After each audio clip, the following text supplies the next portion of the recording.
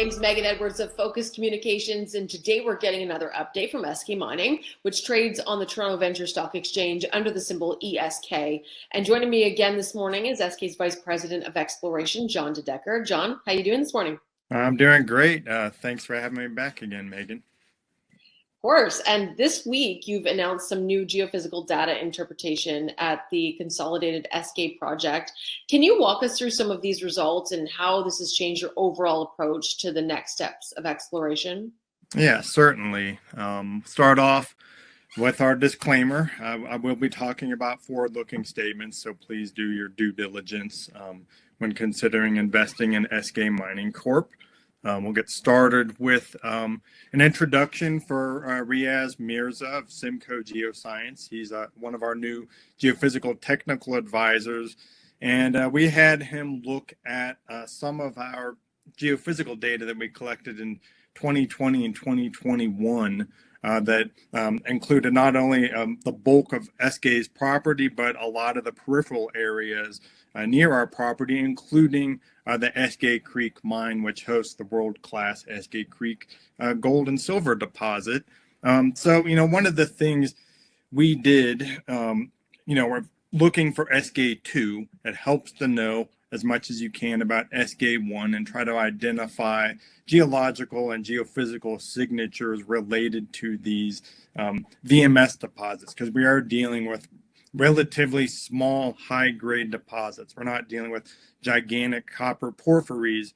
So, we really need to find a way to zoom in on these deposits. And I think that's really one of the things that Riaz brings to the table. He has a lot of experience working not only in the Golden Triangle, but with VMS deposits around the world. And I'll be running through some of his interpretations in this interview.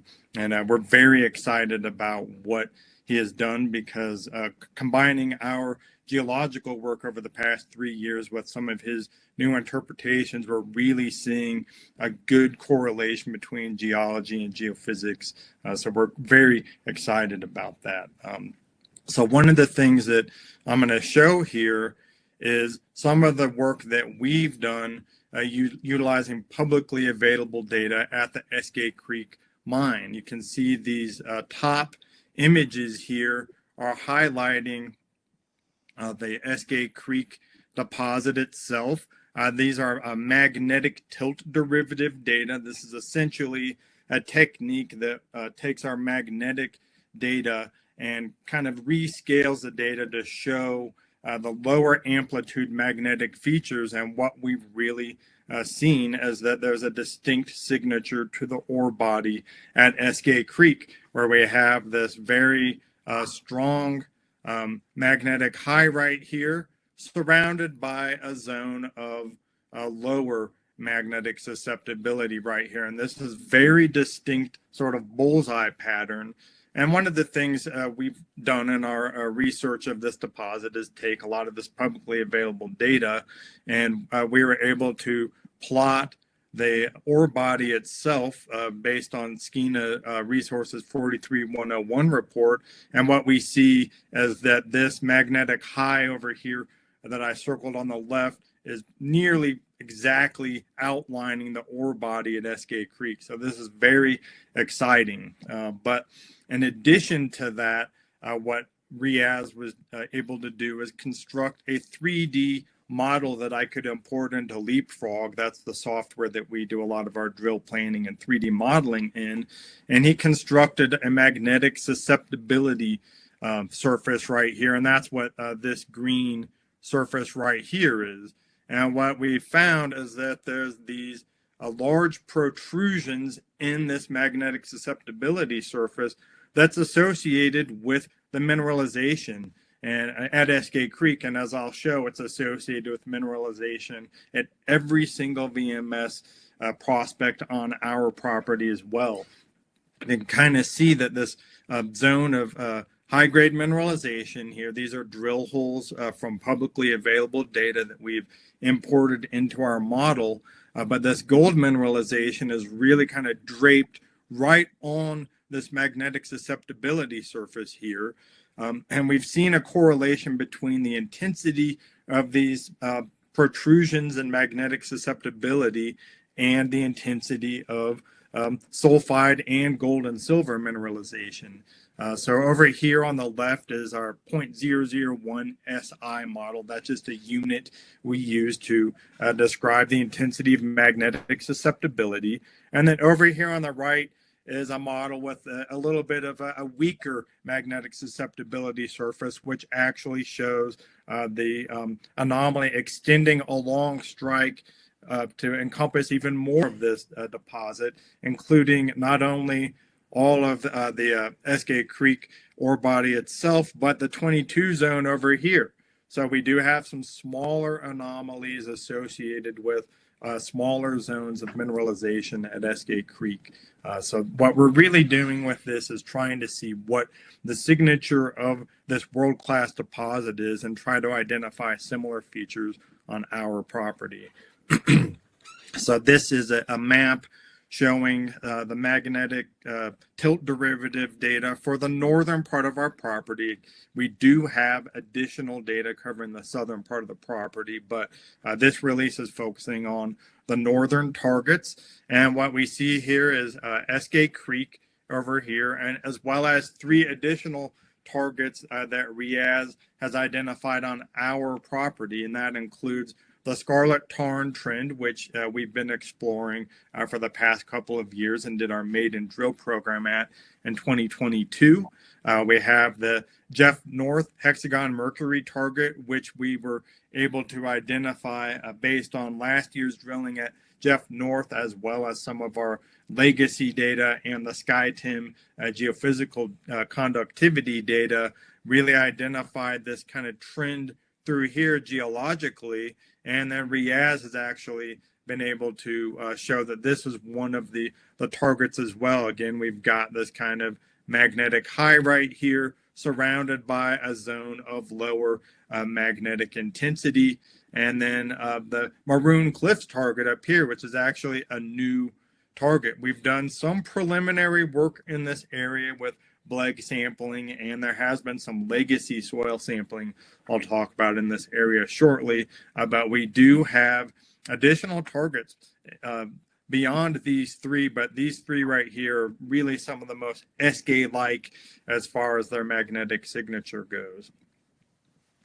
So we'll move to the Maroon Cliff target itself. You see that there's a nice zone here of magnetic highs right here, kind of outlined right here, and then surrounded by this blue zone of lower magnetic intensity right here. So this has a very Eskay Creek like magnetic signature. And one of the things that our press release mentioned was the fact that we do have some legacy soil data up here. The top image shows that we do have silver soil anomalism kind of going over the western part of this magnetic anomaly, as well as mercury anomalism. And both of these are gold pathfinder elements associated with the Eskay Creek deposit itself. So this is very compelling information, combining this geophysical methods with some of the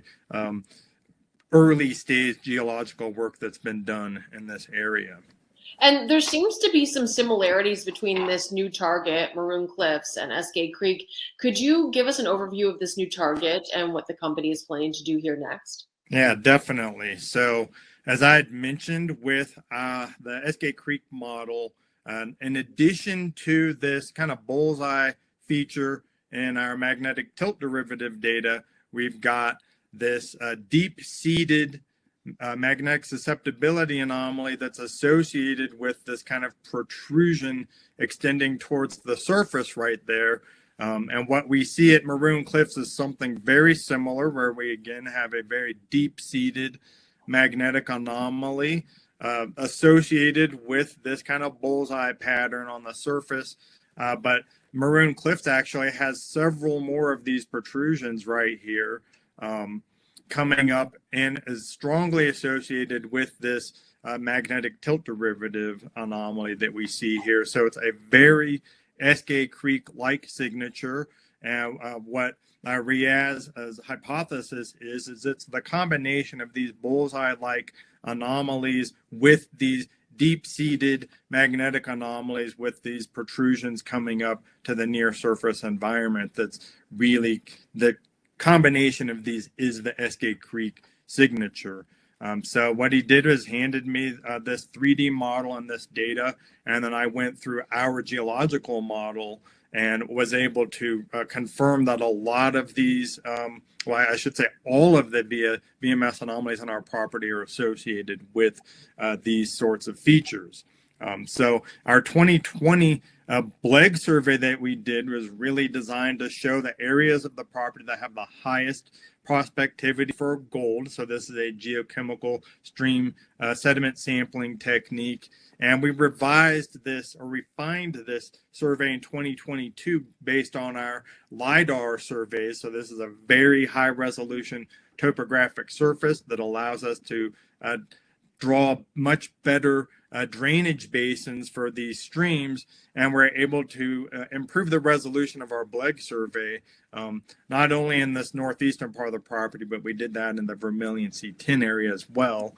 But for Maroon Cliffs, what we see as that the magnetic anomalies in this area, and then immediately downstream from the Maroon Cliffs anomaly, we have two very strong gold BLEG anomaly signatures, which combined with the legacy soil sampling data is really showing that there's a geochemical anomaly associated with gold and silver mineralization, as well as this Eskay Creek-like geophysical signature. So this has turned into a very compelling target for 2023, and we're certainly going to be getting boots on the ground out there to do additional soil sampling to cover the rest of this anomaly, do more rock chip sampling, and do drilling as soon as we can develop a drill-ready target out there. We're really going to try to get our boots on the ground out there early and rush through these soil and rock chip assays. That way we can identify the best targets in combination with this geophysics and try to get this thing drilled in 2023. And as I said, we've got multiple anomalies like this across the property.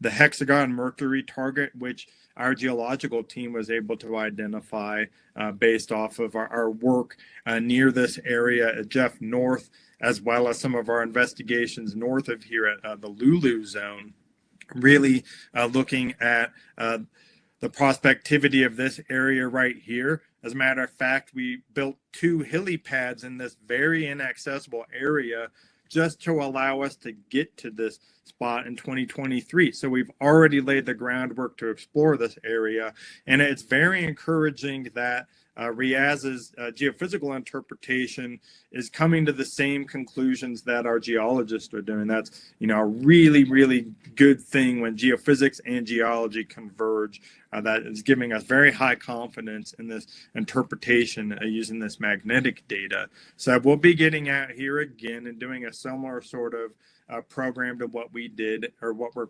planning on doing at Maroon Cliffs, where we'll get out and do extensive soil sampling in this area, as well as rock chip sampling, and try to develop this target in 2023 and get some drills out here on the ground. Because in addition to this bullseye anomaly, we have a very large area of these deep-seated magnetic plumes down here associated with the mineralization, including the Lulu Zone as kind of the northern end of this trend. And you even see the next trend, kind of Jeff, is just nestled right onto the tip of this anomaly, with Jeff North kind of extending northwards of that. And it's interesting, and I'll show this with TV as well, that it seems that the grade and intensity of sulfide mineralization correlates with the presence of these magnetic susceptibility anomalies. So that's something we're definitely going to be investigating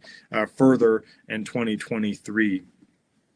So going to the TV area itself, as we had mentioned in the past press release on TV, that we feel that there's still potential for the extension of this target to the west. That's based on some of the drilling we did. TV 22-108, TV 22-112 showed that the stockwork zone does extend to the west and a bit south of the stockwork zone that the bulk of our drilling is identified. And what we're seeing here again is another somewhat similar magnetic anomaly to what we see at Eskay Creek, what we see at Maroon Cliffs and Hexagon-Mercury Jeff North Target.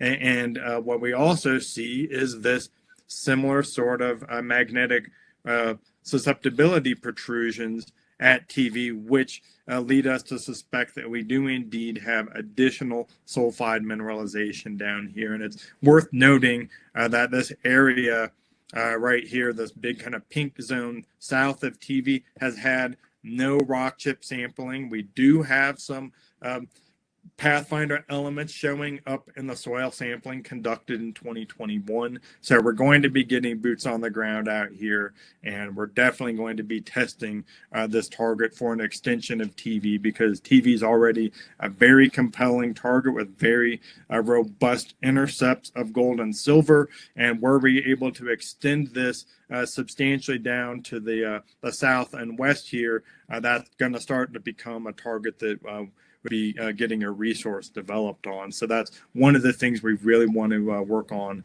in 2023 as well. Kind of focusing in on TV, and I just want to mention this because, as I said, all of our other VMS showings across the property, such as Cumberland, C10, Virginia Lakes, Lulu Zone, all of these showings are associated with these magnetic susceptibility protrusions. And what we see, just like at Eskay Creek, is you've got this kind of a zone of mineralization that's draped right over the top of this magnetic surface right here. It's associated with our intense hydrothermal alteration, which I'm noting here with these kind of blue areas. We do a geochemical calculation to determine this, but it's very similar to what we see at Eskay Creek. And we're seeing the same thing again with all, and I must emphasize, all of our VMS showings are associated with these sorts of features. So it's giving us very high confidence that this geophysical interpretation combined with our geological techniques is really going to allow us to refine our targeting coming up in 2023. So we're very excited about the combination of these techniques going forward. And the last thing I would like to show is just kind of a bigger picture aerial or a view of the Scarlet-Tarn Trend. Again, we've got these magnetic highs associated with these kind of lower magnetic susceptibility zones surrounding the highs. So we're getting, very similar features to what we see at Eskay Creek and elsewhere on our property. And then we see a similar sort of features going down by Tarn Lake, Scarlet Valley, and Scarlet Ridge. In particular, at Tarn Lake, as we mentioned in our previous press release, there's quite high prospectivity off to the west. Since we know we're in Eskay rhyolite at Tarn Lake, we've got pretty robust continuous gold mineralization at Tarn Lake, and working our way to the west, we believe is getting us further up stratigraphy closer to this contact mudstone horizon that hosts the Eskay Creek deposit here. So we're going to be doing quite a bit of exploration focused on these kind of magnetic susceptibility protrusions just west of Tarn Lake. And the last thing I would like to note is we've really got two sorts of anomalies here with this magnetic susceptibility. These large, what I call first order anomalies, are really defining a lot of the Hazelton group stratigraphy. And then it's all of these kind of bumps or protrusions we see here within the magnetic susceptibility data that's associated with these gold and silver showings. And I'm circling some of the ones just off of our property, which is outlined here, to show a lot of these rock chip samples, again, derived not only from work we've done on our property, but from assessment reports for our neighboring properties, showing that this gold And silver mineralization really seems to be clinging pretty close to these magnetic susceptibility anomalies. And, we'll be going forward and releasing more information about other targets as we get closer to the beginning of the 2023 season. But this is something we see around the property, is where you're getting very high gold and silver values on rock chips. You're getting these magnetic susceptibility protrusions as well. So that's really giving us the confidence that this is a good target generating technique going forward. All right. Well, John, thank you so much. We're looking forward to having you back on again soon with more exciting updates from Eskay. Yeah, thank you, Megan. Looking forward to it.